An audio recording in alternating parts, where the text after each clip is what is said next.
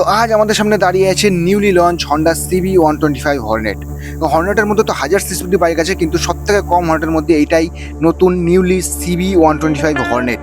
তো হন্ডা নতুন একটা বাইক লঞ্চ করেছে এবং অ্যাগ্রেসিভ একটা লুক, সাথে সব থেকে আকর্ষণীয় জিনিস দিয়েছে ইউএসডি ফ্রগ 125cc বাইকের মধ্যে, যেটা কিন্তু সত্যি আকর্ষণীয় ব্যাপার হয়ে যাচ্ছে। এবং বাইকের লুকটা কিন্তু অনেকটা একটু মিলছে একটু এক্সট্রিম 125R এর সাথে। এবং এক্সট্রিম 125R এর দেখেই সম্ভবত হন্ডা এটা লঞ্চ করেছে, যে মার্কেটটা যখন সবাই পছন্দ করছে ইয়ং ছেলেরা যে এক্সট্রিমের যে লুকটা সেটা চালায়, সেই হিসেবে হয়তো হন্ডা এইটাও লঞ্চ করেছে। কিন্তু লঞ্চের পরে বাইকটা যে ইউএসডি ফ্রকের সাথে যে বাইকটা লঞ্চ হয়েছে, এর জন্য হয়তো প্রাইসটা একটু হাই ছিল। তবে জিএসটির যে নতুন রুলস এসেছে তার জন্য বাইকের প্রাইসটা কতটা কমেছে সেটাও আমি এই ভিডিওতে তোমাদের সাথে শেয়ার করবো। এছাড়া এই বাইকটি লঞ্চের পরপর হিরো একটা নতুন বাইক লঞ্চ করছে, সেটা হচ্ছে গ্ল্যামার এক্স। তো বুঝতে পারছো তো ব্যাপারটা, মানে এটা লঞ্চের পরেই সাথে সাথে, এবং গ্ল্যামার এক্সটা লঞ্চ হওয়ার সাথে সাথে সব শোরুমে অ্যাভেলেবেল হয়ে গেছিলো। এই বাইকটি CB125 হর্নেটটা লঞ্চের পরেও সব শোরুমে অ্যাভেলেবেল ছিল না, সেই জন্য ভিডিওটা বানাতে একটু লেট হয়ে গেল। তো চলো আজ সমস্ত কিছু আলোচনা করবো CB125 হর্নেটের ব্যাপারে। So let's start the video. In segment best 125cc-র মধ্যে আবারও একটা নতুন নাম অ্যাড হয়ে গেল, CB125 হর্নেট। এই বাইকটির লুক এবং ইন সেগমেন্টের মধ্যে 37mm এর ইউএসডি ফ্রকের সাথে বাইকটি লঞ্চ করেছে হন্ডা। এবং সত্যি ফিচার্সগুলো যা যা দিয়েছে, সত্যি ভরে ভরে দিয়েছে সব কিছু। ইয়াং জেনারেশন অ্যাকচুয়ালি কী চায় সেটা খুব ভালো করে কোম্পানি বুঝে গেছে। তো চলো দেখি CB125 হর্নেটে কী কী দিয়েছে কোম্পানি, বেস্ট অফ বেস্ট কেন এই বাইকটি। তো শুরুতেই বলে দিই, সব কিছু এলইডি সেট আপ করেছে। আমার সামনে থেকে ফ্রন্ট লুকটা অবশ্যই এখানে একদম ভরে ভরে লাইট দিয়ে দিয়েছে সামনে। তোমার ডিআরএল এবং নিচে হচ্ছে তোমার লো বিম, উপরে হচ্ছে হাই বিম, সবই এলইডি সেট আপ করেছে। উপরে এটা হচ্ছে তোমার হাই বিম এবং সাইডে দুটো ছোটো ছোটো করেছে, এই দুটো হচ্ছে ডিআরএল এবং নিচেরটা করেছে লো বিম, যেটা ইগনিশন অন করলেই জ্বলবে। আমি একবার দেখিয়ে দিচ্ছি তোমাদের। তো এটা হচ্ছে হাই বিম এবং নিচে হচ্ছে তোমার লো বিম, যেটা ইগনিশন অন করলেই জ্বলবে। মানে আর কি এক্সট্রিমের মতনই, ইগনিশন অন করলে তোমার লো বিমটা জ্বলতে থাকবে এবং ডিআরএলগুলো জ্বলবে, হাই বিমটা আলাদাভাবে জ্বালাতে হবে। এবং যে এলইডি সেট আপগুলো করেছে তোমার, এর মধ্যে সবই যত লাইট আছে সবই এলইডি সেট আপ করেছে। ইন্ডিকেটারগুলো আমি দেখিয়ে দিচ্ছি, যেহেতু এটা হেজারটা নেই সেই জন্য একটা করেই জ্বালাতে হবে, একটা করে দেখিয়ে দিচ্ছি। দেখো এটা হচ্ছে তোমার ইন্ডিকেটারটাও জ্বালিয়ে আমি দেখিয়ে দিই। ইন্ডিকেটারটাও তোমার হচ্ছে দেখো এলইডি সেট আপ, এবং ইন্ডিকেটারগুলোর ডিজাইনগুলো কিন্তু খুব সুন্দর, ঠিক আছে। সামনে এবং পেছনে দুটোই আমি দেখিয়ে দিই। পেছনেরগুলোও তোমার এক সাইডের ইন্ডিকেটার, এগুলো হচ্ছে তোমার ডিজাইনগুলো খুব সুন্দর করেছে এবং টেলটাও করেছে কিন্তু ভালো। এবং যে টেল লাইটটা করেছে, টেল লাইটটাও তোমার এলইডি সেট আপ এবং ডিজাইনটাও কিন্তু খুব সুন্দর। এছাড়া বাইকটিতে সবথেকে বেশি আকর্ষণীয় জিনিস, 125cc-র মধ্যে এই সেগমেন্টের মধ্যে 37mm ইউএসডি ফক পাচ্ছে উইথ ABS। একদম প্যাডেল ডিস্কের সাথে ABS পেয়েছে, 240mm প্যাডেল ডিস্ক এবং 4.2 ইঞ্চির ডিসপ্লে পেয়ে যাচ্ছ, TFT ডিসপ্লে, কালার ডিসপ্লে। এবং এখানে তুমি ইউএসবি পোর্ট পেয়ে যাচ্ছ, যে টাইপ সি ইউএসবি পোর্ট পেয়ে যাচ্ছ। এবং 125cc type C USB port মানে বিরাট ব্যাপার, যেটা সবসময় মানে এমন জায়গায় জিনিস যেটা কিন্তু চোখে পড়বে না, কিন্তু এটা কিন্তু অনেক ইউজেবল আসবে, অনেক কাজে লাগবে।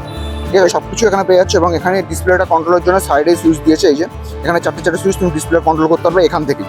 ঠিক আছে, ডিসপ্লেতে কোনো সুইচ নেই, এখান থেকে সব কিছু পেয়ে যাচ্ছ। এবং এখানে নিউট্রাল লাইট, এখানে টার্ন ইন্ডিকেটার দুটো দুই সাইডে, এবং এখানটা তোমার ABS এর সিগনাল, এই ABS এর সিগনাল, এখানে হচ্ছে ইঞ্জিনের সিগনাল, সব কিছু এখানে লাইট পেয়ে যাচ্ছ পরপর। এবং এখান থেকে যদি চাও এখান থেকে কন্ট্রোল করতে পারো সব কিছু। এখানে দেখো সাইডে সুইচটা চিপলাম, এখানে এসে ফিউল ইন্ডিকেটারটা, মানে ফিউল রেঞ্জ সব কিছু দেখাচ্ছে, নিচে ফিউল রেঞ্জ।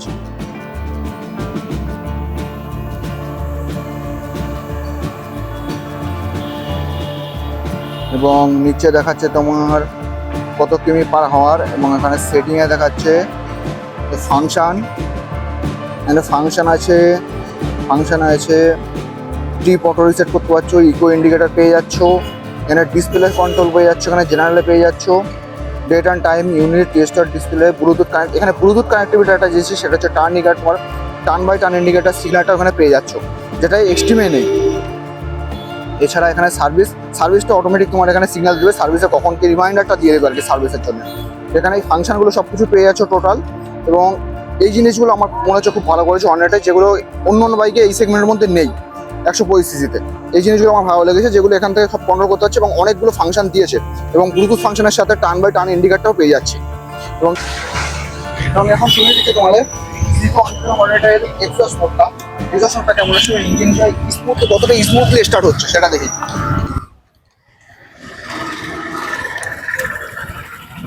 একদম স্মুথলি স্টার্ট হয়েছে এবং এক্সস্ট মোডটা আমি শুনে দিচ্ছি। দেখো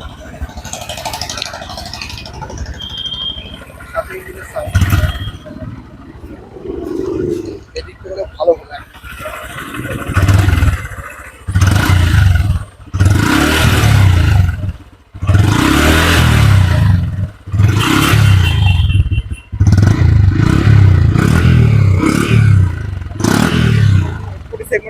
সাউন্ড দিচ্ছে, যেমন লুক তেমনই ভাই এক্সজস্ট নোটটাও আছে, একদম স্পোর্টি লুকের মতো দেখতে, এবং এক্সজস্ট নোটটা একদম স্পোর্টি লুকের মতনই আসছে। এবং এক্সজস্টের ডিজাইনটা যদি দেখো, এক্সজস্টটা কিন্তু অনেকটাই মানে একটু স্পোর্টি লুক করেছে। এবং এক্সজস্টটার যে উপরের দিকটা এটা হচ্ছে ফাইবার এবং নিচে হচ্ছে স্টেনলেস স্টিল। স্টেনলেস স্টিলটা কিন্তু সহজে রাস্টিং আসবে না, যতই ভিজুক না কেন। বর্ষার সময় একটা সমস্যা হয়, যতই ভিজুক না কেন রাস্টিংটা আসবে না।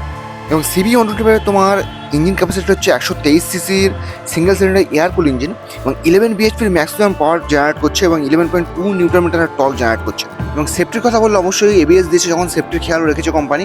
এবং সামনে ইউএসডি ফক্স দিয়েছে 37 এবং পেছনে দিয়েছে রিয়ারে তোমার মনোশক সাসপেনশন, যেটা কিন্তু স্টেবিলিটিটা খুব সুন্দর আসবে।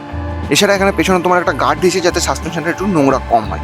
এবং পেছনের টায়ারটা পেয়ে যাচ্ছি আমরা 110 mm, এখানে 120 mm পাচ্ছি না, 110 mm আমরা টায়ার পেয়ে যাচ্ছি। এবং ফ্রন্টে পেয়ে যাচ্ছি টায়ার, এবং ফ্রন্টে আমরা টায়ার পাচ্ছি 80/100, যেটা একটু টায়ারটা একটুখানি সরু সরু মনে হচ্ছে, কিন্তু লুকটা কিন্তু একেবারে খারাপ লাগছে না, লুকটা ভালো লাগছে। এবং আমরা পেয়ে যাচ্ছি এখানে এমআরএফ এর টায়ার পেয়ে যাচ্ছি দুটোতেই, এখানে এমআরএফ এর ব্যাজিং এবং এমআরএফ এর টায়ার পেয়ে যাচ্ছে দুটোতেই। তো এবং সাইড থেকে যদি আমরা দেখি তাহলে একটু মিল খাচ্ছে এক্সট্রিম 125 আর এর সাথে, তবে যে হোন্ডার ব্যাজিংটা রয়েছে এই ট্যাঙ্কের উপরে, এটা কিন্তু দূর থেকেও জল করছে, যে কারণে অতটা মানে বুঝতে পারবে সবাই দেখলে যে ভাই 120 সিসির বাইক তো হতে পারে না। যাই হোক, এখানে সাইডে যে কালারের উপরে যে ডিজাইনটা আছে, যে কালারটা আছে বডি কালারের সাথে ম্যাচ করে তোমার এখানে অ্যালো হুইলটাও দিয়েছে, মানে এই যে কালারটার সাথে এই যে অ্যালো হুইলটা ম্যাচ করেছে, বডি কালারের সাথেও ম্যাচ করেছে কালারটা, যেটা কিন্তু আমি ব্ল্যাকটা যেহেতু নিয়েছি সেই জন্য এখানে একটু অন্যরকম দেখাচ্ছে, কিন্তু অন্য কালারগুলো যদি দিতাম তাহলে কিন্তু আরও সুন্দর লাগতো দেখতে। এবং সাইড কর্নারের যে ডিজাইনগুলো দেখছো এগুলো খুব বেশি কিন্তু বাইরে বের করিনি, হেভি করিনি, মানে এক্সট্রিম মতো খুব বেশি বাইরে নেই, ভেতর আছে। যেহেতু ট্যাঙ্কটা একটু বড় সেই জন্য কালারগুলো বড় করতে হয়নি খুব বেশি, মোটামুটি ঠিকঠাক একটা ডিজাইন টাইপ লাগছে, এবং ডিজাইন কিন্তু খুব সুন্দরই করেছে। ঠিক আছে, এর বিল্ড কোয়ালিটি কেমন সেটা পরে বলছি। ট্যাঙ্কটাও বলি, ট্যাঙ্কটারও তোমার উপরেরটা পুরো ফাইবার, ট্যাঙ্কের ভিতরে হচ্ছে মেটাল আছে কিন্তু উপরের ফুল ফাইবার, এবং গ্লোসিনেসটা কিন্তু এর জন্য বেশি সুন্দর লাগছে, মেটালটার থেকেও বেশি, মানে আমার মনে হয় খুব ভালো লাগছে। যাই হোক, 100 মেটাল কি আর দেবে, যাই হোক মোটামুটি ঠিকঠাক লাগছে। এবং এই ব্যাগটা তোমার ফিউল ট্যাঙ্ক ক্যাপাসিটি দিয়েছে 12 লিটারের ফিউল ট্যাঙ্ক ক্যাপাসিটি, এবং 12 লিটার ফিউল ট্যাঙ্ক ক্যাপাসিটি হিসেবে তোমার মাইলেজ পেয়েছো, কোম্পানি ক্লেম হচ্ছে 50-60 ক্লেম করছে, 50 to 56, এবং 55 to 60 মানে তোমরা বুঝতে পারছো কতটা মাইলেজ দেবে। এবং অনেকে মাইলেজটা দেখো কিন্তু করে ফেলেছে ইউটিউবে, তোমরা দেখে নিতে পারবা মাইলেজ মোটামুটি 50 to 55 পেয়ে যাবে তোমরা ইজিলি সিটিতে। তার লং রাইডে গিয়ে কেমন কি দেয় সেটা দেখতে হবে গিয়ে।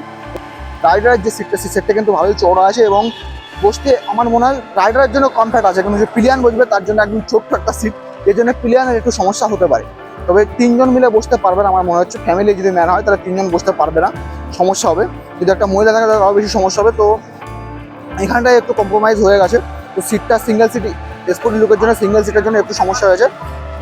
এবং এটা গ্রাউন্ড ক্লাস পেয়ে যাচ্ছে আমরা নিচে থেকে, গ্রাউন্ড ক্লাস পাচ্ছে 166 এবং সিট হাইট পাচ্ছে 786 mm এর। এবং মোটামুটি একটা ডিসেন্ট যদি আমি বসি এখানে, তো ডিসেন্ট একটু মনে হবে, মোটামুটি একটা ডিসেন্ট হাইটের লোক ইজিলি চালাতে পারবে, ঠিক আছে, কোনো সমস্যা নেই। ডিসেন্ট লুক দেবে, কোনো সমস্যা নেই, ইজিলি মোটামুটি একটা যে কোনো হাইটের লোক মোটামুটি 5 ফিটের উপরে হলে সবাই চালাতে পারবে ইজিলি। তো সিট হাইট নিয়ে কোনো সমস্যা নেই, এবং মোটামুটি যা লুক আছে সব থেকে আমার মনে হয় যে একটা যদি ইয়ং ছেলে হয় তাও কলেজ যেখানে যাবে সেখানে ইজিলি নিয়ে যেতে পারে বাইক।